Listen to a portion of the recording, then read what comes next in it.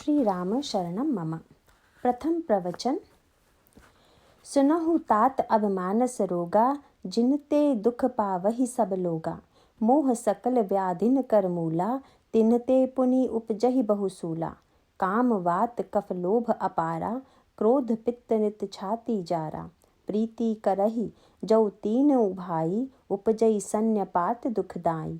विषय मनोरथ दुर्गम नाना, ते सब सूल नाम को जाना। ममता दाढ़ु कंडु ईर्षाई, हर्ष विषाद गरह बहुताई। पर सुख देखि जरन सोई छई, कुष्ठ दुष्टता मन कटुलई। अहंकार अति दुखद डमरुआ, दंभ कपट मद मान नेहरुआ। तृष्णा उदर वृद्धि अति भारी, त्रिविध ईशना तरुण तिजारी। जुग विधि ज्वर मत सर अविवेका, कहन लगी कहु कुरोग अनेका।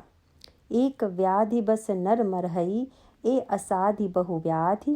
पीड़हि संतत जीव कहूँ, सो की मिलहई समाधि।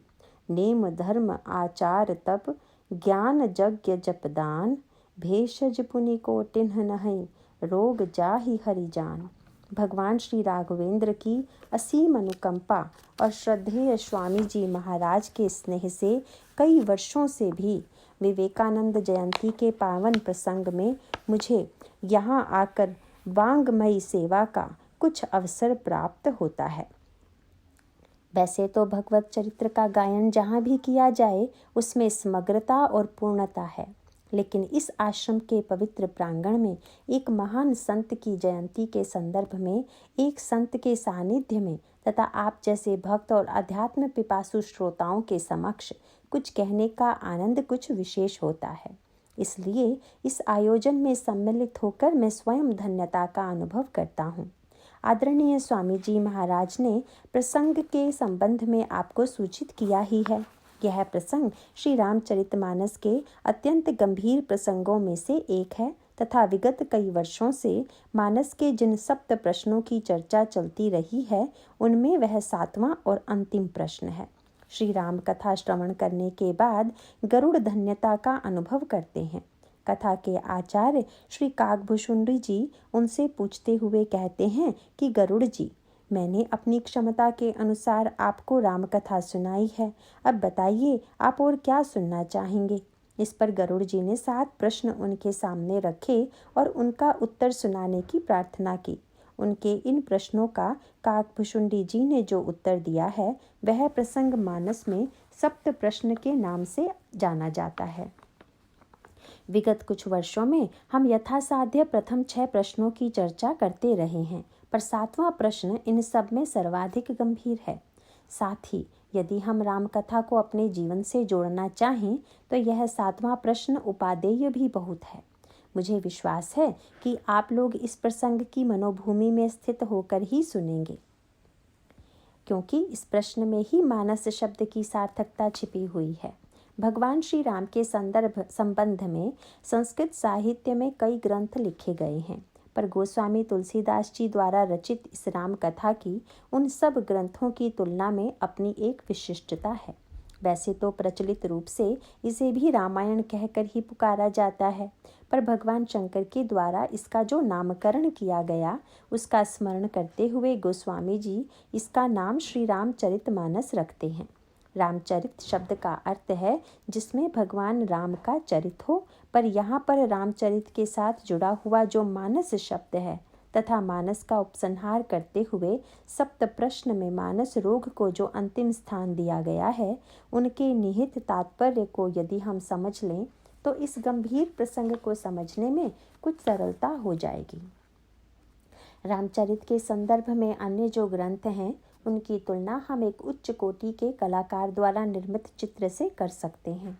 जब एक चित्रकार अपनी तुलिका से कोई चित्र अंकित करता है तो जिस व्यक्ति का वह चित्र है उसका साक्षात्कार तो हमें होता ही है, साथ ही उस चित्रकार के प्रति भी हमारे अंतःकरण में आदर की भावना जागृत होती है।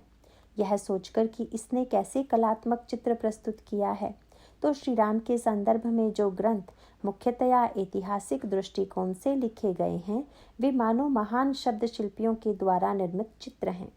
उनका दर्शन करके भी हमारे अंतःकरण में धन्यता का अनुभव होता है। लेकिन श्री रामचरितमानस के साथ जुड़ा हुआ यह जो मानस शब्द है, वह भगवान राम के चरित्र के साथ एक विशेष तत्व और जोड़ देता है। मेरे कहने का तात्पर्य यह नहीं कि इस ग्रंथ में भगवान राम का चित्र नहीं है। इसमें भगवान राम का भी चित्र है और उनके भक्तों का भी, फिर उनके विरोधियों का भी। चित्र ऐसा सांगोपांग है कि यदि आपके पास दृष्टि है तो आपको उसमें सूक्ष्म रेखा भी दिखाई दे सकती है, पर रामचरितमानस के अंतराल को समझने के लिए, उसकी विशेषता का आनंद लेने के लिए हम उसकी तुलना चित्र से न करके एक दर्पण से, शीशे से करना चाहेंगे। दर्पण की विशेषता क्या है? वैसे देखें तो दर्पण में चित्र की कलात्मकता नहीं होती, क्योंकि चित्र में तो एक एक रेखा को अभिव्यक्ति देनी पड़ती है और उसमें कलाकार की कला का साक्षात्कार होता है। पर दर्पण में इतनी उत्कृष्ट कला के प्रदर्शन का कोई प्रयोजन नहीं होता। फिर भी दर्पण की उपयोगिता और उसकी प्रियता चित्र की तुलना में कम नहीं है। अब चित्र तो अलग अलग होगा, पर शायद ही कोई ऐसा घर हो जहाँ दर्पण ना हो। चित्र और दर्पण में एक मौलिक अंतर है। चित्र हमारे समक्ष भूतकाल को, पुरातन को प्रतिबिंबित करता है। जब हम चित्र के सामने खड़े होते हैं, तब जिस काल का वह चित्र होता है, वह हमारे सामने साकार हो उठता है। पर दर्पण की अपनी एक विशेषता है, एक अनोखापन है। वह यह है कि दर्पण भूतकाल को प्रतिबिंबित नहीं करता, अपितु वर्तमान को हमारे सामने ला देता है। जब हम दर्पण के सामने खड़े होते हैं तो उसमें कोई दूसरा व्यक्ति नहीं, बल्कि हम स्वयं दिखाई देते हैं। रामचरितमानस के माध्यम से हमारे समक्ष यही संकेत दिया गया है। उसकी समाप्ति राम कथा से, राम के चरित्र से न होकर के मानस रोगों से जो की गई है, उसका मुख्य तात्पर्य यही है कि हम इस कथा को केवल भूतकाल के एक महान चित्र के रूप में न देखें, अपितु उसके रूप में हम अपने जीवन में एक दर्पण